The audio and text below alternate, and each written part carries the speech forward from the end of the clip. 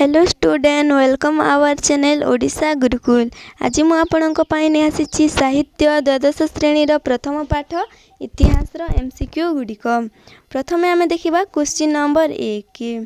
किए वज्र गंभीर स्वर रे धर्मर जय अधर्मर पराजय घोषणा करुछि। तो यार सठिक उत्तर होछि कोन? इतिहास। एबे आमे देखिबा क्वेश्चन नंबर 2। केउ मनीषर मन नित्य क्रियाशील। केउ मनीषर मन नित्य क्रियाशील। तो यार सठिक उत्तर होछि कोन?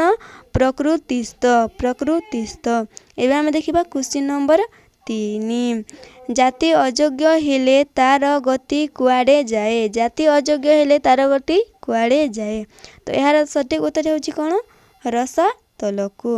एबे आमे देखिबा क्वेश्चन नंबर 4। विकृत स्वजाति प्रियता कौन ह्रास करि दिए। तो यार सठिक उत्तर होछि कोन?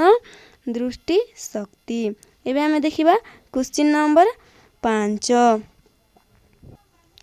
आदर्श तुलना रे मनीषर लब्ध उन्नति अति कौन। तो यार सठिक उत्तर होछि कोन? अकिंचित। एबे आमे देखिबा क्वेश्चन नंबर 6। केउ श्रेणीर लोकमानक द्वारा पृथ्वी नानाविध उन्नति संसाधित हुए। तो यार सठिक उत्तर होछि कोन? चिंताशील। एबे आमे देखिबा क्वेश्चन नंबर 7।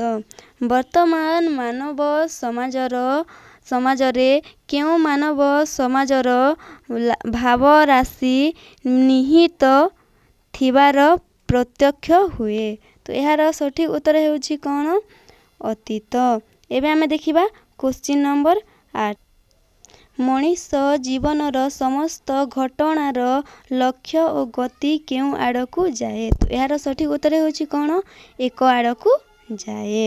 एबे आमे देखिबा क्वेश्चन नंबर 9।